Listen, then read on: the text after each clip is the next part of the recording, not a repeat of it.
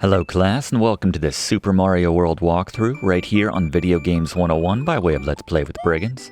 I'm your instructor, Professor Briggins, and Super Mario World is bar none one of the best 2D platformers of all time.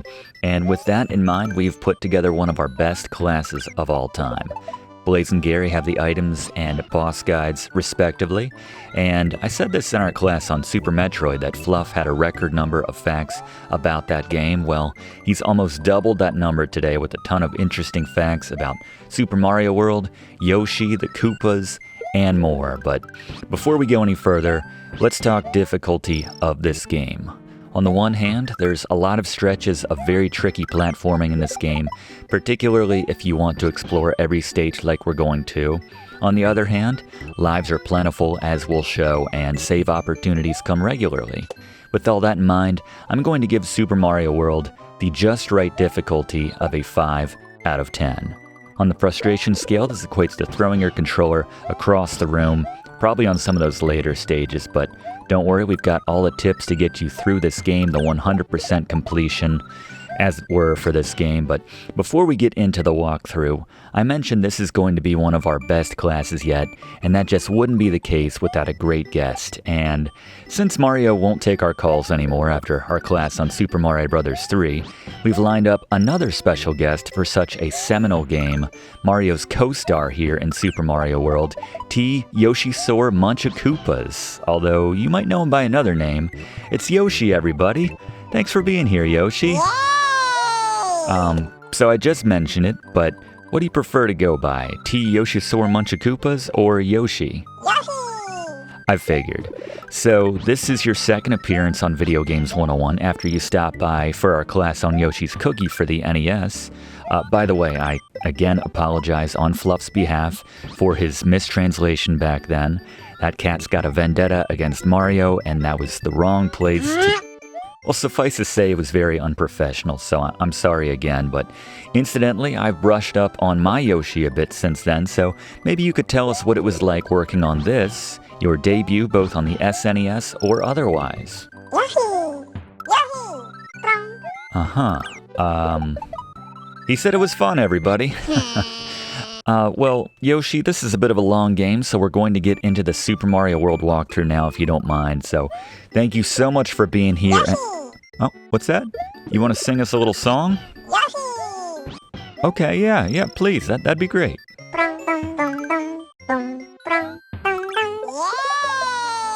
Hey, that was part of the Video Games 101 intro. That was really great. Thank you, Yoshi. We're not going to top that, so yeah, let's run that intro and get into the Super Mario World walkthrough right here on Video Games 101.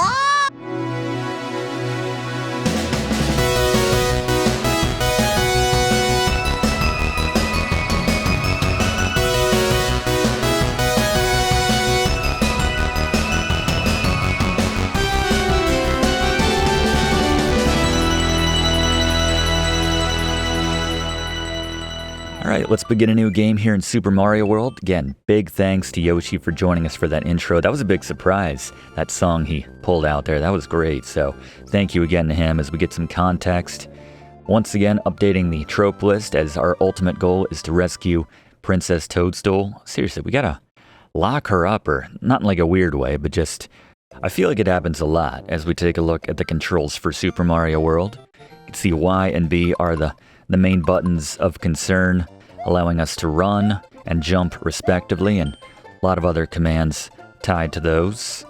But yeah, it's all right there for the most part. You can do spin jumps with A, and X is doing the same controls as Y.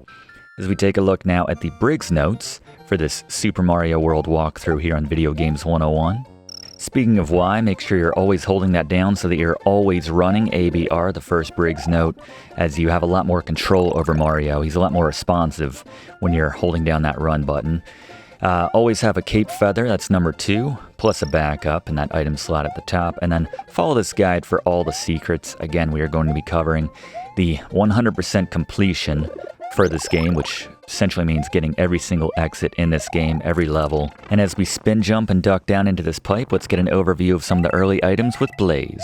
Alright, let's talk the basic power-ups you'll find in Super Mario World. Everyone knows this one. The Super Mushroom makes Small Mario Big Mario.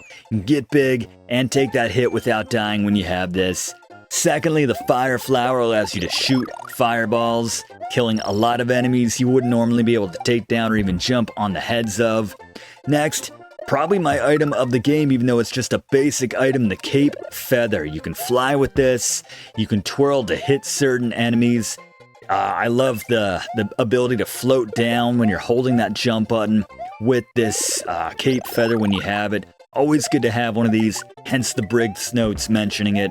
And then the Superstar grants you 16 seconds of invincibility. Thank you, Blaze. At the end of every stage, we have a giant gate. You want to hit the tape as high up as possible.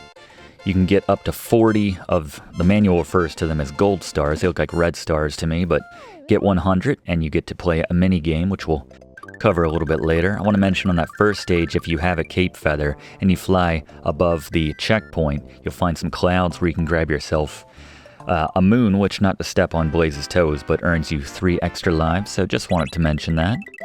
And we're going to go into the first of the Switch Palaces here. Hit that P switch and just clean up. Whether you're running at full speed or you're just jumping the way we were doing right there, that's pretty much the max number of coins you can get in this room if you do it as well as possible.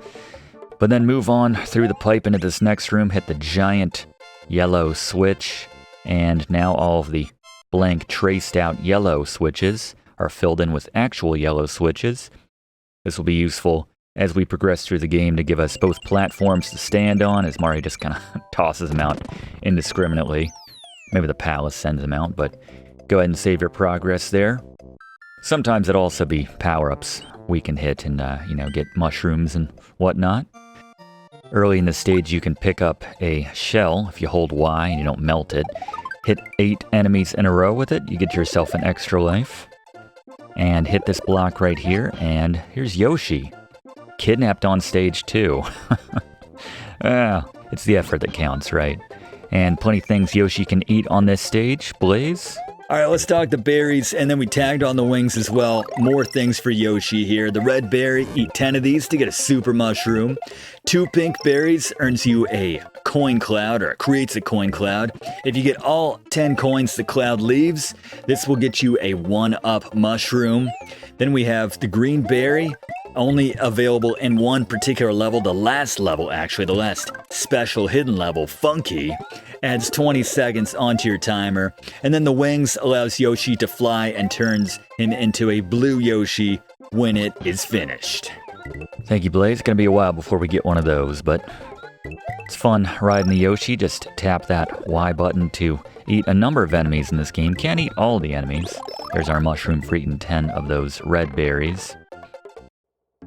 Duck into this right here, and you can see if you jump off of Yoshi by hitting that A button, and like to jump at the very peak too, kind of dismount as we're in the air with the jump right there. You can grab a 1-up from that one particular block. The rest are all just coins, so I'm gonna leave those. P switch right here, make a little platform so we can try to get our first 40. There we go. I should mention, hitting it anywhere but the tippy top, the max you can get is 30 of these gold/red stars. But if you hit it right at the very top, that's when you can get 40. But otherwise, the best you can get is 30. Hitting it, just below the very top, that'll earn you 30. But not a big deal. Plenty of opportunities to earn extra lives in this game. And mention Yoshi can eat a lot of things. He can eat shells, and different shells have different effects on Yoshi. Blaze? Alright, let's talk the different colored shells and their effects on Yoshi when he swallows them. Or has one in his mouth, better said. He will swallow them eventually, so it's important to look for that swallowing animation from Yoshi in case you're relying on the ability you're getting from that particular shell in that moment. So first, the green shell, just have this in the mouth, spit it out as a projectile. Nothing fancy. The red shell allows you to shoot out fireballs that one time. The blue shell, Very, very useful one. Probably the best shell for Yoshi. This allows you to fly while it's in his mouth. Just again, when he's starting to do that swallow animation, just know that you're about to go down very quickly to the bottom of the screen. So make sure you have some solid ground beneath you when he's got that blue shell. You can always spit it out and then pick it back up again if you have a wall.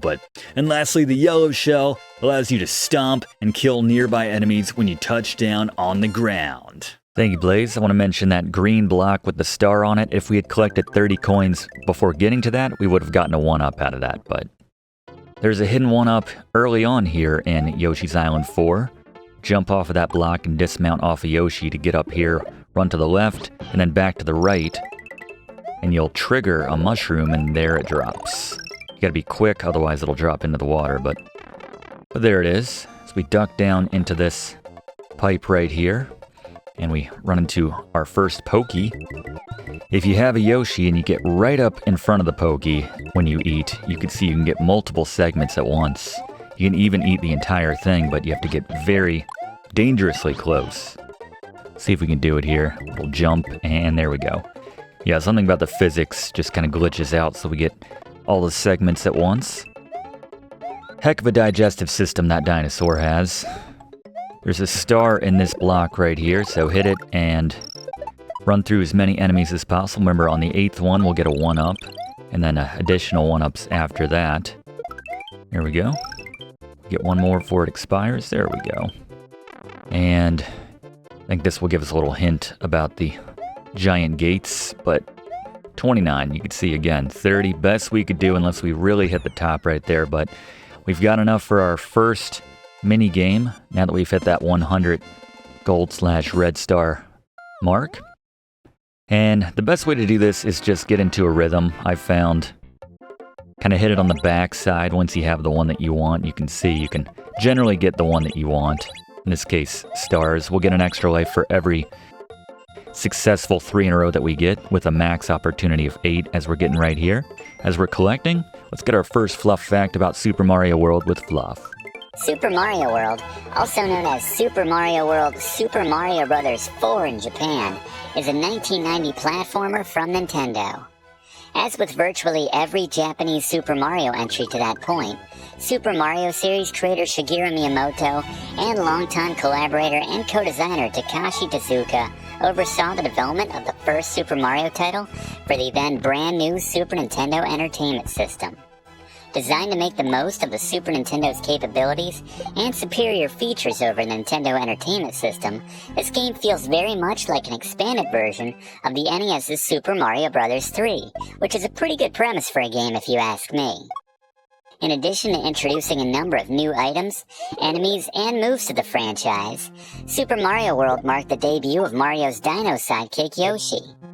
Super Mario World was a huge commercial success upon its release, selling over 20 million copies, which makes it by far the best-selling game on the SNES, though it should be mentioned that it was sold bundled with the SNES console for part of its lifetime, and that it was one of only 2 launch titles upon the Super Famicom's release in Japan with F-Zero. Super Mario World debuted to universal critical acclaim upon its release, with critics praising virtually every aspect of the game, and today it's considered to be one of the greatest video games of all time. When it comes to 2D platforming, it's hard to do much better than this game, Professor. Completely agree. Thank you very much, Fluff. Mind these giant mallets, they're instant death. Not too difficult, just follow along. You can see in that last stretch, as long as we stayed on the fence without touching the ground, with every consecutive kill we got more points, and then starting on the 8th, we would get an extra life for each one. So, easy opportunity to bank a lot of lives right there. And we're coming up on our first boss, so let's throw it to Gary for the first time today. It's Scary Gary's Boss Beaters. Alright, Iggy Koopa, the first of the Koopa Kids. Not difficult in the least. Jump over his fireballs, and you can usually get 2, 3, or even 4 hits in before he gets another shot off. You want to jump on his head or shoot fire at him to send him flying back on the side of the seesaw that's lower. Be patient, don't rush it. If he's on the higher side of the seesaw, you just gotta wait till it goes back down again so you can knock him in the lava. You'll take him down. Thank you, Gary. And now with some context On Iggy's name, here's Fluff.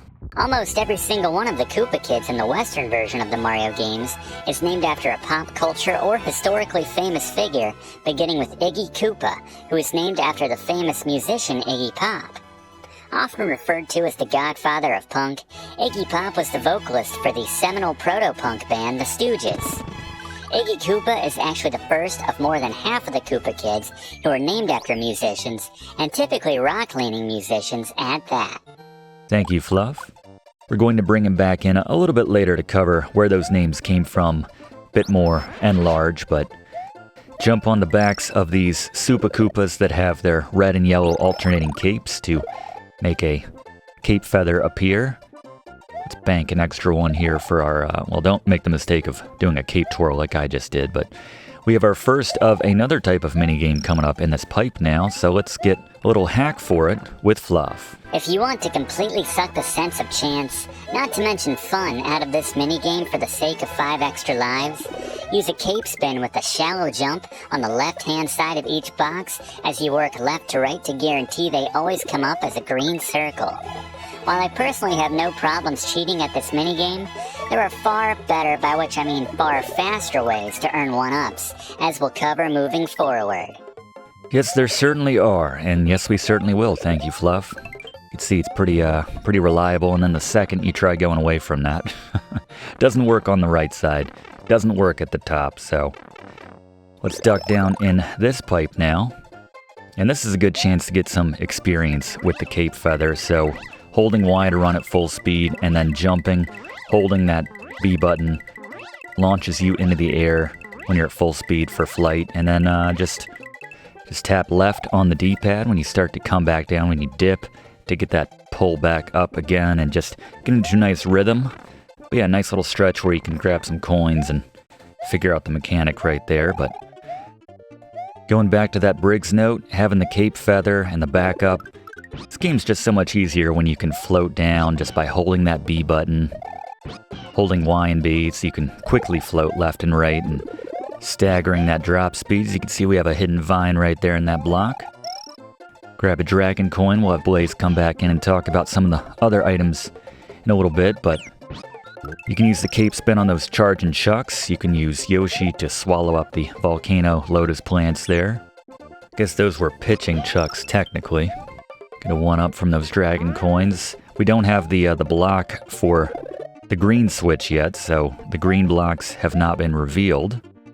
We can still get to that, though. This is the first stage in this game which has 2 exits. Let's try to get the 40 right here, hit it at the top. There we go.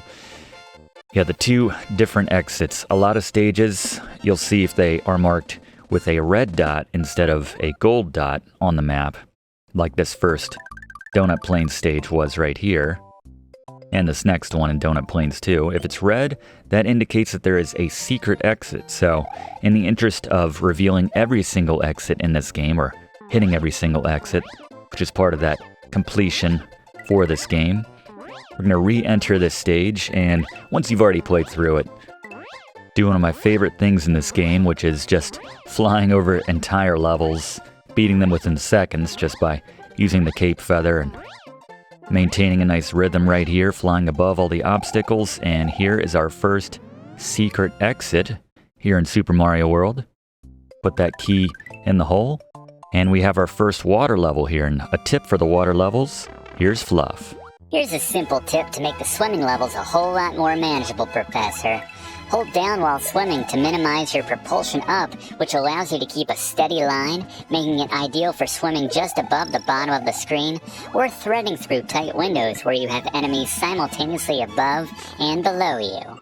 Thank you, Fluff, and duck in here for an unaccountably dry section of this stage, and we're going to float to the left to grab ourselves some 1-ups, and while we're doing this, more items with Blaze. Alright, let's talk some more items you can find and pick up with different purposes here in Super Mario World. First, coins, pretty universal. 100 earns you an extra life. Dragon coins, each one of these counts as a coin, but also if you get all 5 of these, you get a 1-up.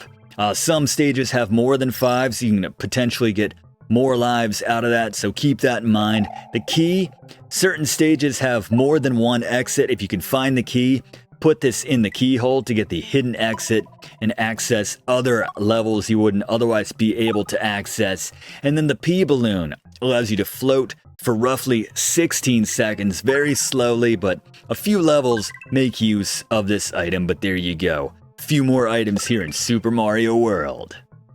Thank you, Blaze. Yeah, as we're floating down here with our cape feather, just kind of transitioning left to right, you can see we can stock up some extra lives right here.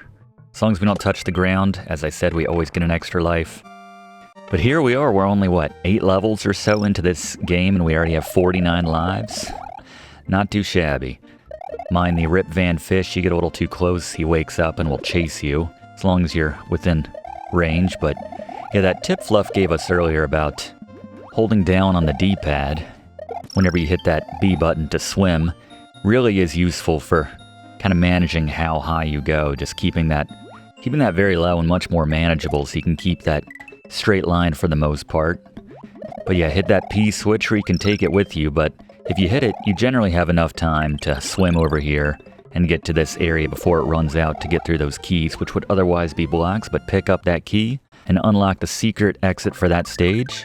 Again, we're going to be showing you every single exit, both hidden and regular, for that 100% completion. So while we're doing this, I alluded to this earlier, so with more information on where the names for the different Koopa Kids came from, here's Fluff.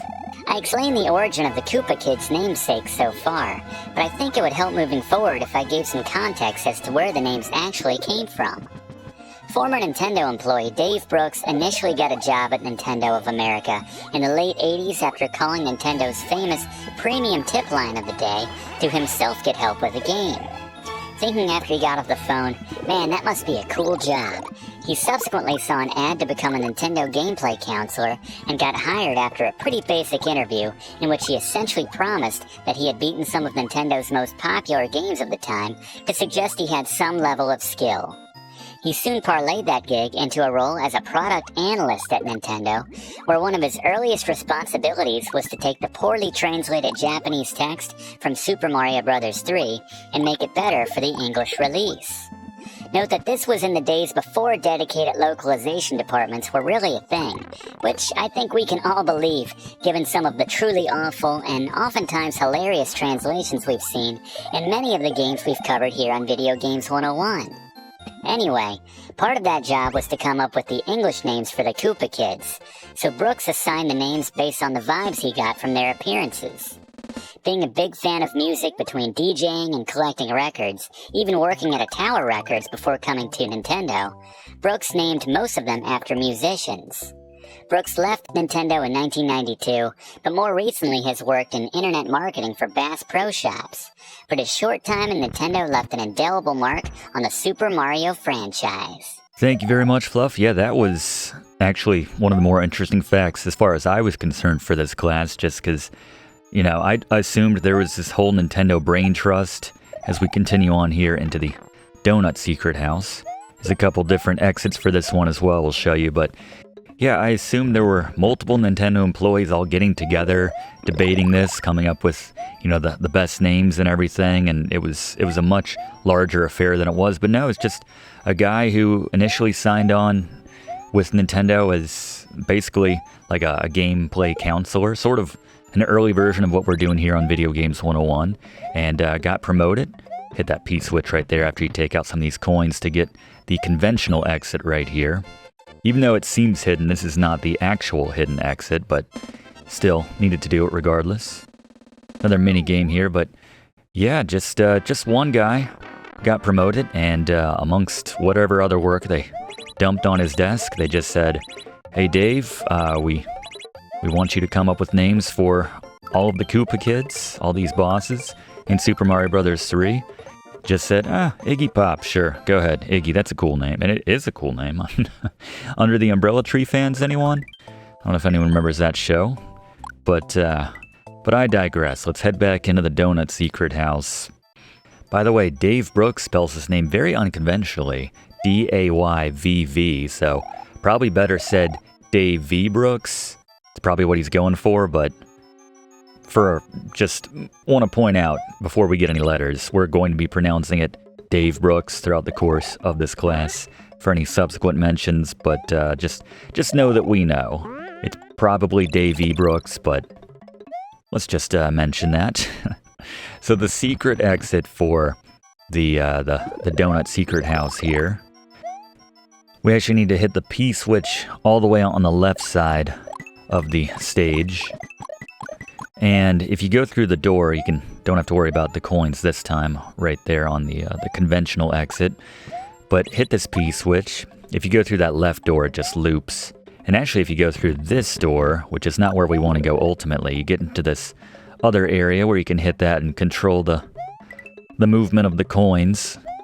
But we don't care about that. So head back through this door, and you can see this is how you get to that under area, and grab that one up in case you were curious. But yeah, this loops back into this room. So the actual way to go here to get to the proper secret exit, which will actually require us fighting another boss. So we need that platform again via that P switch. We need to be quite quick here. If you want to bring it over to the right before you hit it, give yourself a little extra time. But basically we want to hit this block for a vine to climb, and then before the P switch and this door disappears, pop in here and Big Boo. Gary? Boss beaters. All right, the Big Boo. Pretty straightforward. Grab one of the blocks on the ground. Be careful you don't grab too many so you fall to your death, but grab one. But you want to stay on the side, facing to the middle so that the smaller boos don't come after you. And then only move and go after Big Boo when he materializes, and you can launch that up. But 3 blocks takes him down. Good luck.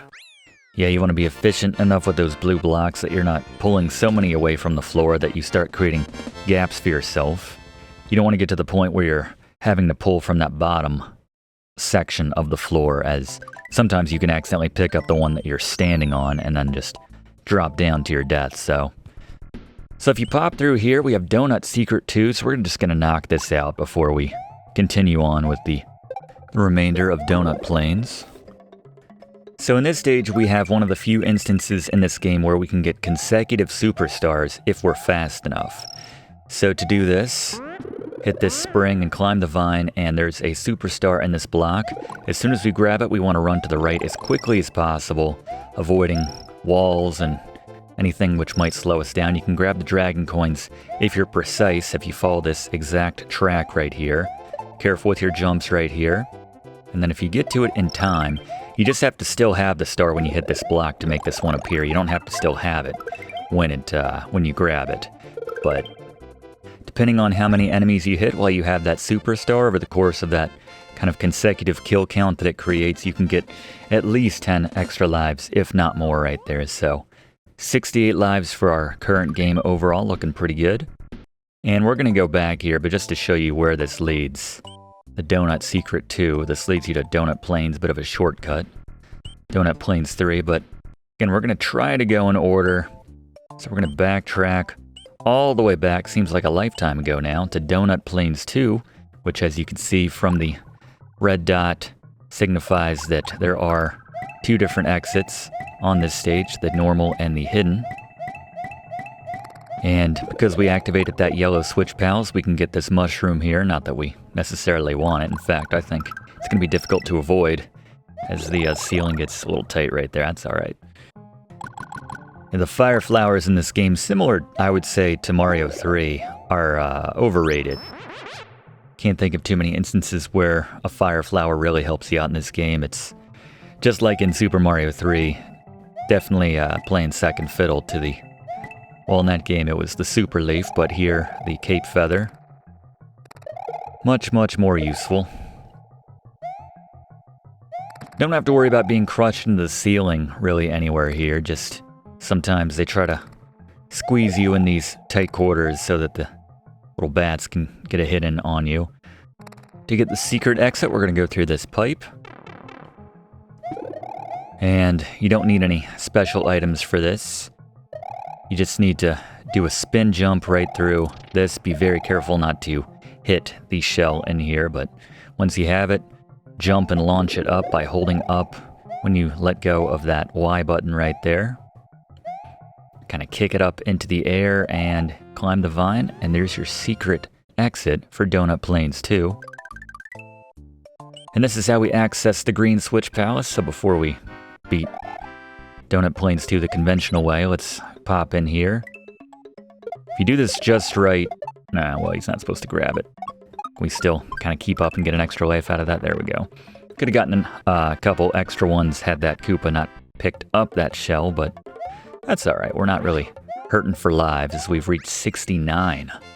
We do max out at 99, so 30 to go in that regard, but we hit the green switch block now, so all the green traced blocks, which didn't exist before, are now populating across Dinosaur Land.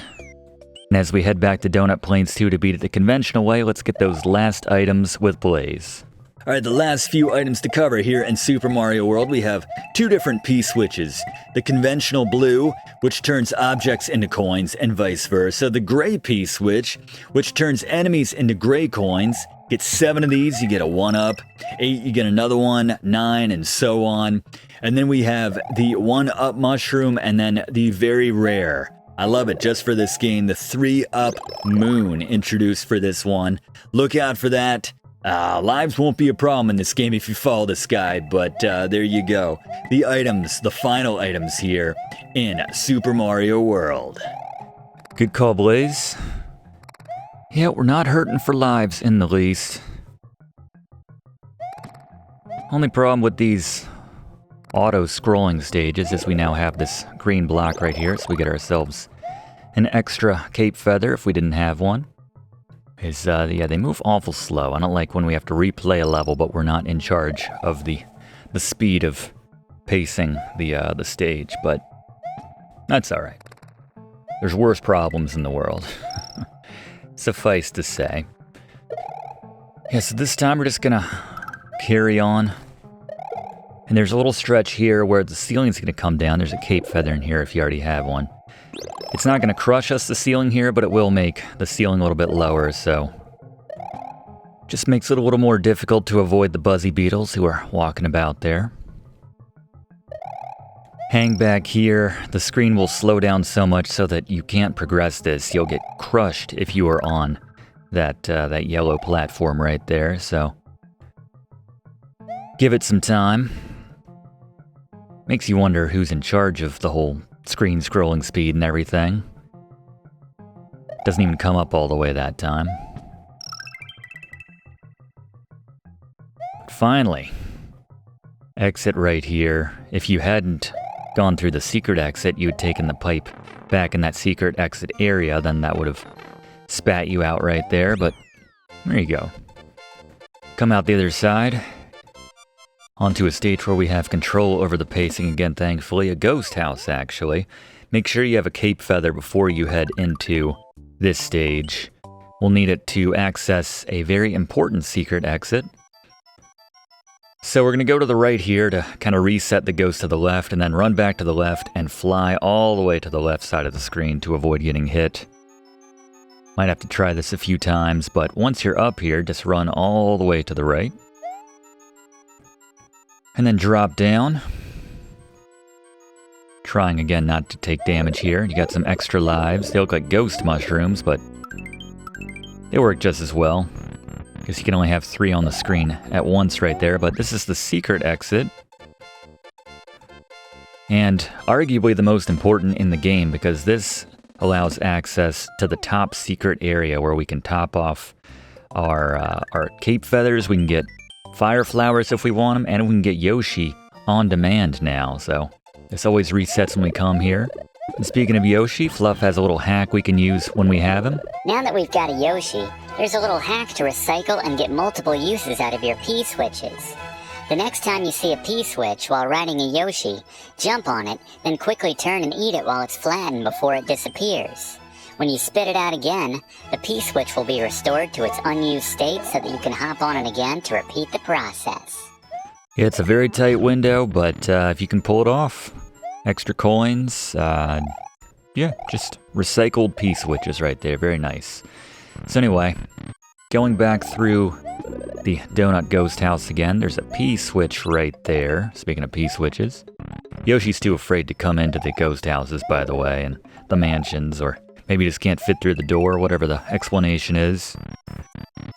Nothing to be found in that room except for some coins, but this will spit you into a variation on the room we were just in. We can fly up here now, go to this platform and through the door for the conventional exit for the Donut Ghost House.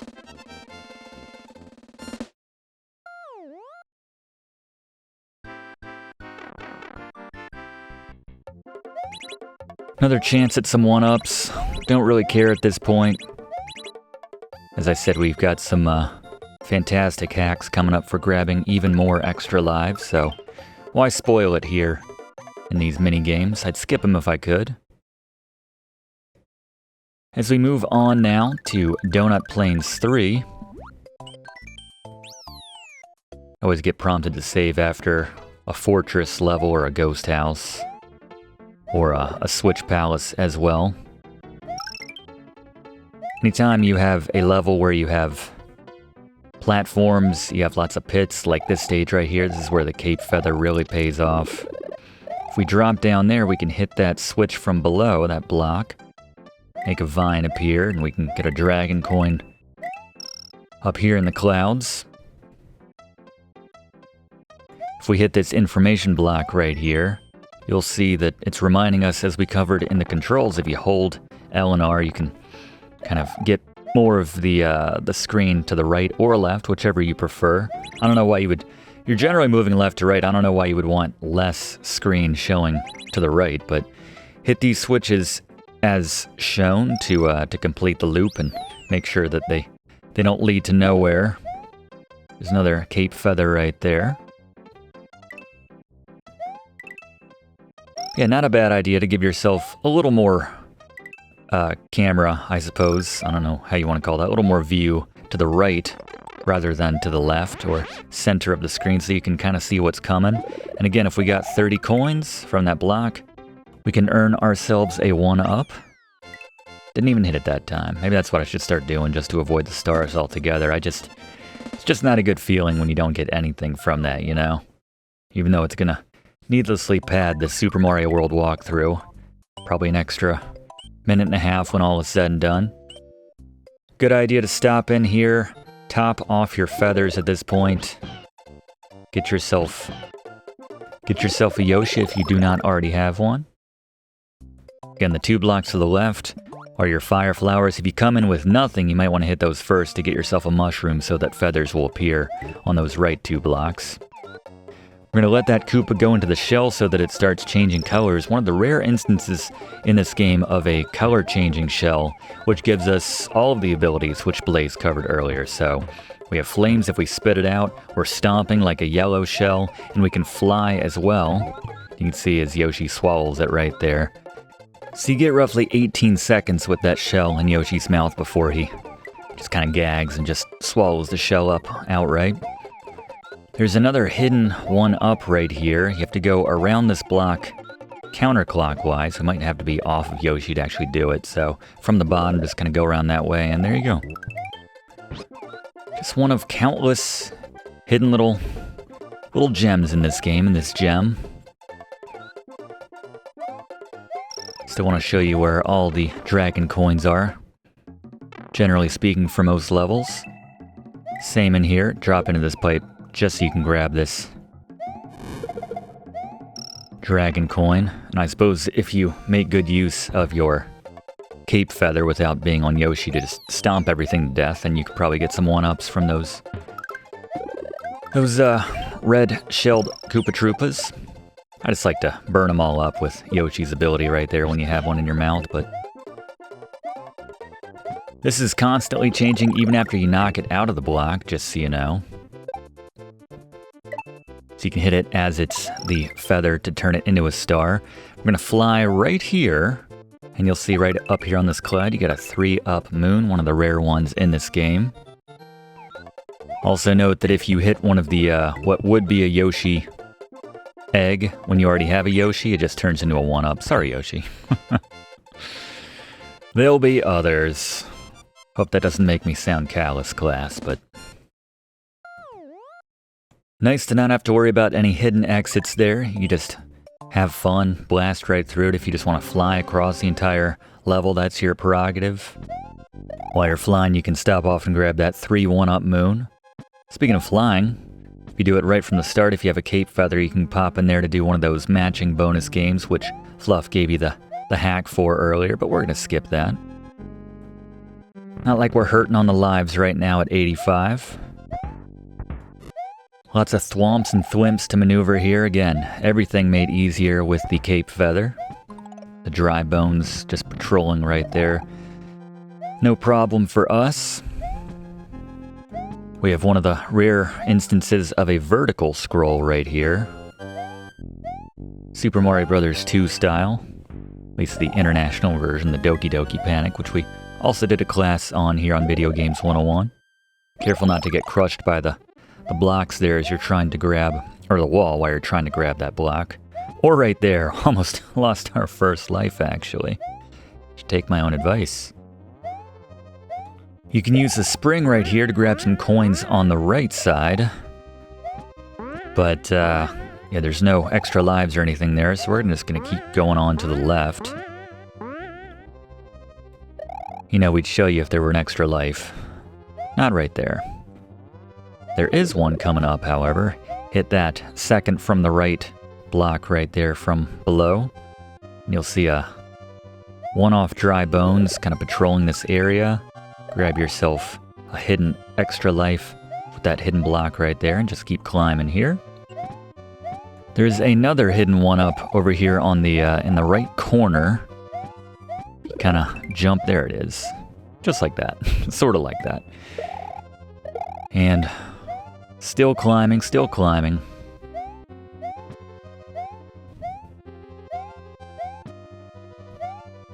Got some spikes here.